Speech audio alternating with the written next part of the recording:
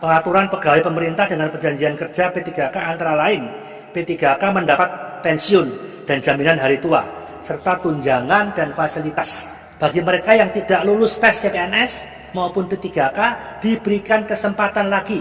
Baik, untuk memulai acara kita pada hari ini, kami persilakan Bapak Menteri PAN RB untuk menyampaikan materinya berkenaan dengan perubahan atau rancangan perubahan atas Undang-Undang Nomor 5 Tahun 2014 tentang aparatur sipil negara. Kami silakan, Pak. Terima kasih. Assalamualaikum warahmatullahi wabarakatuh. Selamat siang, salam sejahtera untuk kita semuanya. Om Swastiastu, Namo Buddhaya. Bapak Ibu anggota yang saya hormati, beberapa hal yang ingin kami sampaikan secara singkat. Yang pertama, bahwa izinkan kami atas nama pemerintah menyampaikan apresiasi dan ucapan terima kasih kepada pimpinan dan anggota DPR, khususnya Komisi 2 DPR RI, yang telah menyampaikan usulan perubahan terhadap Undang-Undang Nomor 5 Tahun 2014 tentang aparatur sipil negara melalui surat Ketua DPR nomor LJ 4759/DPR RI /4 Romawi /2020 tertanggal 3 April 2020 kepada Presiden RI. Hal penyampaian rancangan undang-undang tentang perubahan atas Undang-Undang Nomor 5 Tahun 2014 tentang aparatur sipil negara. Usulan perubahan ini juga mencerminkan perhatian dan kepedulian Bapak Ibu anggota DPR RI khususnya yang terhormat terhadap berbagai permasalahan dalam manajemen aparatur sipil negara.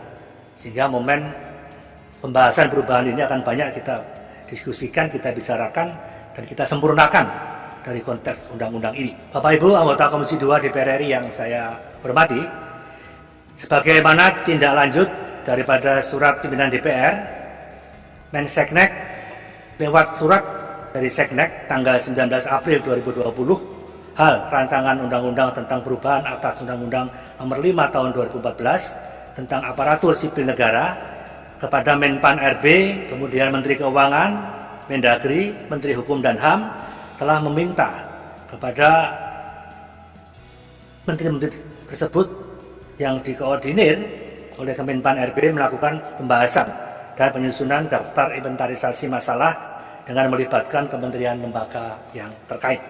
Dengan dasar hasil pembahasan dan telahan yang dilakukan bersama lintas kementerian lembaga sebagaimana disebutkan di atas, telah disampaikan pandangan pemerintah sebagai berikut. Yang pertama, Undang-Undang 5 Tahun 2014 tentang ASN merupakan salah satu karya legislasi yang penting dan strategis yang pernah diinisiasi oleh DPR dan disepakati bersama pemerintah dalam rangka menjawab tuntutan reformasi birokrasi untuk mewujudkan ASN yang memiliki integritas, profesional, netral, dan bebas intervensi politik, bersih dari praktek korupsi, kolusi, dan nepotisme, serta mampu menyelenggarakan pelayan publik dan mampu menjalankan peran sebagai unsur perekat NKRI. Yang kedua, bahwa Undang-Undang Nomor 5 Tahun 2014 tentang ASN telah mengamanatkan bahwa dalam menetapkan kebijakan dan penyelenggaraan manajemen ASN harus berbasis kepada sistem merit, yaitu kebijakan manajemen ASN yang berdasarkan pada kualifikasi, kompetensi, dan kinerja tanpa membedakan latar belakang politik, hukum, ras, warna kulit, agama, asal-usul, jenis kelamin, status pernikahan, umur, serta kondisi kecacatan. Yang ketiga, bahwa pemerintah telah menindaklanjuti amanat Undang-Undang Nomor 5 Tahun 2014 tentang aparatur sipil negara, antara lain ditetapkannya Peraturan Pemerintah Nomor 11 Tahun 2017, Yungto Nomor 17 Tahun 2020 tentang manajemen PNS, dan Peraturan Pemerintah Nomor 49 Tahun 2018 tentang manajemen pegawai pemerintah dengan perjanjian kerja, dan peraturan pelaksanaan lainnya dalam rangka mempercepat terwujudnya sistem merit tersebut. Dengan dasar evaluasi yang kami lakukan selama ini, bahwa implementasi dari peraturan dimaksud telah mampu meningkatkan efektivitas, efisiensi, dan peningkatan kinerja birokrasi dalam rangka memberikan pelayanan secara optimal kepada masyarakat. Di samping itu, penerapan sistem merit telah memperlihatkan hasil yang cukup signifikan, meskipun masih terdapat kekurangan-kekurangan yang tentu saja membutuhkan perbaikan terhadap permasalahan yang antara lain kaitan dengan kompetensi, kualifikasi, dan kuantitas ASN yang dibutuhkan, termasuk aturan kelembagaan baik kultur instansi maupun struktur organisasi. Ketiga, upaya untuk menerapkan Undang-Undang Nomor 5 Tahun 2014 tentang aparatur sipil negara sangat dibutuhkan terlebih lagi dalam rangka mendukung upaya pemerintah mewujudkan visi Indonesia Maju pada tahun 2019 sampai 2024 yang difokuskan pada 5 skala prioritas program pemerintah yang meliputi pembangunan SDM, kemudian pembangunan infrastruktur penghubung, kawasan produksi dan distribusi, kemudian simplifikasi regulasi untuk percepatan pelayanan perizinan dan investasi, kemudian penyederhanaan birokrasi menjadi 2 level eselon dan mengalihkan jabatan administrasi menjadi fungsional, serta transformasi ekonomi untuk meningkatkan daya saing manufaktur dan jasa modern bernilai tambah tinggi. Yang keempat, dalam perkembangan selanjutnya dengan terjadinya pandemi COVID telah memaksa birokrasi pemerintahan untuk melakukan perubahan-perubahan agar mampu bergerak lebih fleksibel dan tetap produktif atas dasar pengalaman memberlakukan bekerja di rumah, sistem kerja jarak jauh, sistem monitoring dari jauh, fleksibilitas waktu kerja, dan lainnya, dengan tetap memperhatikan produktivitas dan kinerja, baik individu maupun organisasi pemerintah memandang perlu untuk memperkuat pelaksanaan merit system, khususnya dalam kaitan dengan sistem kerja dengan tatanan kenormalan baru. Dalam hal ini menerapkan e-government perlu ditingkatkan lagi, seperti penggunaan kantor elektronik atau e-office yang paperless, kemudian pengurangan kuantitas pelaksanaan rapat-rapat secara langsung dan secara fisik. Dengan telah diterapkannya digitalisasi pelaksanaan pekerjaan dari rumah, mengharuskan pemerintah mereview dan melakukan pemetaan ulang terkait dengan kebutuhan ASN, baik dari segi jumlah maupun komposisi. Untuk itu pemerintah sedang menyusun, sudah hampir selesai ini, mengenai Grand Design Manajemen ASN sebagai respon pemerintah terhadap tatanan kenormalan baru yang dipelopori bersama oleh Kementerian Keuangan, Kementerian Dalam Negeri, Kementerian Hukum dan HAM, Kemenpan RB, Kepala BKN, Kepala LAN, dan KSN. Maksud dan tujuan dari ditetapkannya Grand Design tersebut adalah dalam rangka memperkuat manajemen ASN sebagaimana diamanatkan dalam Undang-Undang Nomor 5 Tahun 2014. Bapak Ibu Ketua, Pimpinan dan anggota Komisi 2 DPR RI yang kami hormati, adapun pokok-pokok bahasan sebagai usulan perubahan telah disampaikan pimpinan Dewan yang terhormat dan dapat kami sampaikan pandangan berdasarkan beberapa kelompok substansi, yaitu 1. Berkaitan dengan penghapusan Komisi Aparatur Sipil Negara, pengalihan tugas, fungsi, dan kewenangan pengawasan sistem merit dari Komisi Aparatur Sipil Negara ke Menteri Pan-RB. Secara prinsip dan secara intinya, semua kementerian, lembaga, dan Pemda memang selama ini KSN berperan. Tapi kalau ada permasalahan-permasalahan yang disalahkan pasti adalah Kemenpan RB.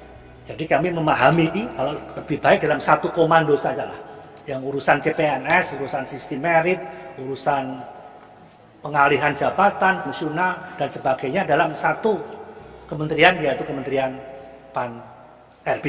Jadi secara prinsip bahwa memang KSN memiliki fungsi tugas sebagai fungsi pengawas yang bersifat netral dan independen untuk mengawal dan melakukan pengawasan pelaksanaan sistem merit, penegakan kode etik, dan seterusnya. Apabila pasal 27 sampai dengan pasal 42 dihapuskan, maka secara fundamental akan juga memperbaiki sistem konstruksi keseluruhan Undang-Undang Nomor 5 Tahun 2014. Jadi langkah strategis dan skala prioritas yang perlu dilakukan saat ini dalam rangka optimalnya pengawasan sistem merit manajemen ASN adalah memberikan penguatan dan sistem daripada peran yang ada.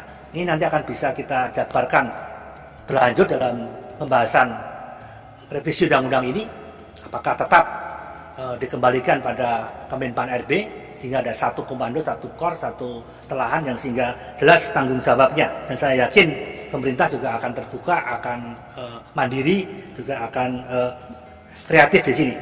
Bapak Ibu anggota Komisi 2 yang saya hormati, penetapan kebutuhan PNS yang disertai dengan jadwal pengadaan, jumlah dan jenis jabatan yang dibutuhkan serta kriteria untuk masing-masing jabatan yang menjadi dasar diadakannya pengadaan, dan jika dibutuhkan PNS belum ditetapkan, maka pengadaan PNS itu bisa dihentikan.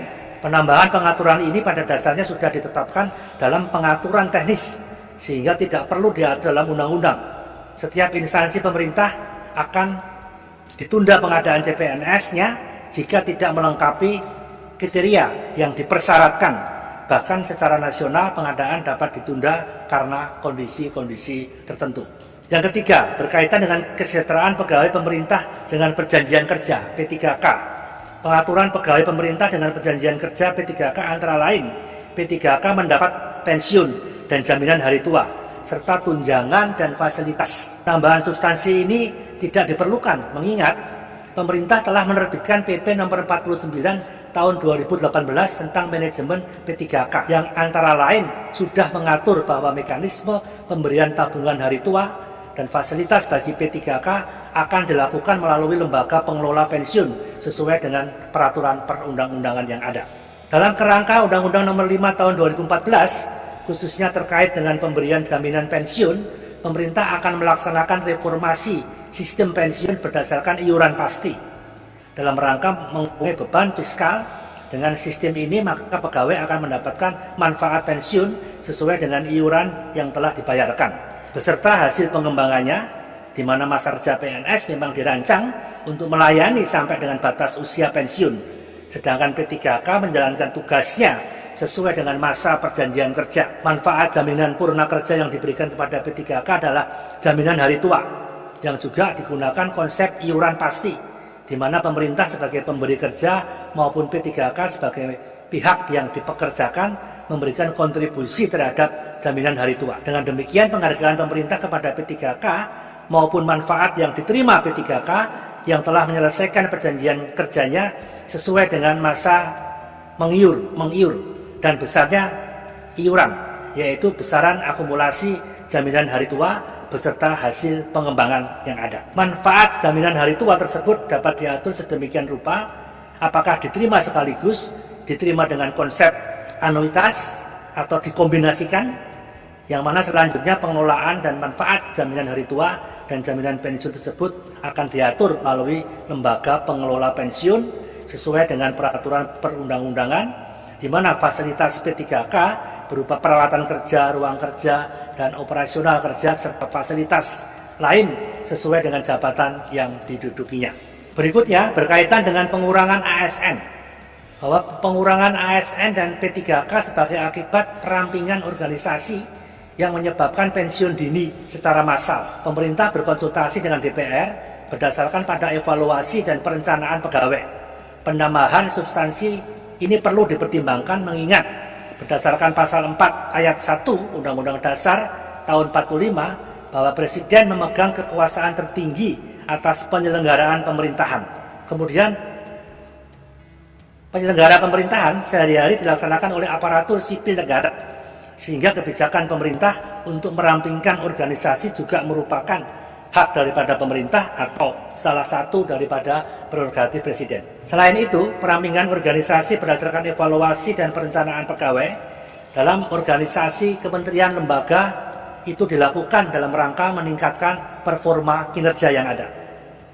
Pemerintah berpendapat berdasarkan Undang-Undang Nomor 39 Tahun 2008 tentang Kementerian Negara diatur bahwa perubahan kementerian diberitahukan kepada DPR terlebih dahulu. Sejalan dengan ketentuan tersebut, agar tidak terjadi pelaksanaan undang-undang yang tidak harmonis, maka peraturan ini menurut hemat kami tidak perlu dirubah. Bapak Ibu pimpinan dan anggota Komisi 2 yang saya hormati, pengangkatan tenaga honorer, bahwa pengangkatan tenaga honorer pegawai tidak tetap, pegawai tetap non-PNS, dan tenaga kontrak yang bekerja terus-menerus dan diangkat berdasarkan surat keputusan yang dikeluarkan sampai dengan tanggal 15 Januari 2014 menjadi PNS secara langsung. Berikut pandangan pemerintah terkait hal ini. 1. Pemerintah berpendapat bahwa sesuai dengan sistem merit, pada dasarnya setiap warga negara Indonesia mempunyai kesempatan yang sama untuk melamar menjadi PNS atau P3K. Setelah memenuhi persyaratan penerimaan PNS dan P3K, dilaksanakan melalui penilaian secara objektif berdasarkan kompetensi kualifikasi, kebutuhan instansi pemerintah dan persyaratan lain yang dibutuhkan dalam jabatan. Sejak diterapkan PP 48 tahun 2005 tentang pengangkatan tenaga honorer menjadi CPNS, ada dalam pasal 8 yang secara tegas dinyatakan bahwa pejabat pembina kepegawaian (PPK) dilarang mengangkat tenaga honorer atau yang sejenis. Pengangkatan tenaga honorer pegawai tidak tetap, pegawai tetap non-PNS dan tenaga kontrak menjadi CPNS secara langsung bertentangan dengan sistem prinsip merit system dan visi Indonesia Maju dalam upaya meningkatkan daya saing bangsa.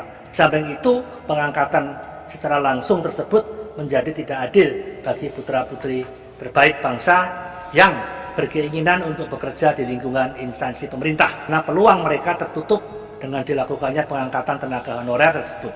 Padahal dalam pasal 2 secara tegas dinyatakan bahwa kebijakan dan manajemen ASN antara lain berdasarkan atas dasar profesionalisme, non-diskriminatif, serta keadilan dan kesetaraan. Bapak Ibu anggota Komisi 2 yang kami hormati, pemerintah dalam kurun waktu 2005-2014 telah melakukan seleksi terhadap tenaga honorer ex-THK 2 dan mengangkat mencapai 1.070.092 tenaga honorer yang dinyatakan lulus seleksi dari jumlah total PNS. Kemudian pada tahun 2018 bahwa pemerintah menetapkan kebijakan mengikutsertakan tenaga honorer ex-TKH 2 yang memenuhi syarat untuk mengikuti seleksi CPNS dengan formasi khusus yang pada saat itu berhasil lulus 6.811 orang.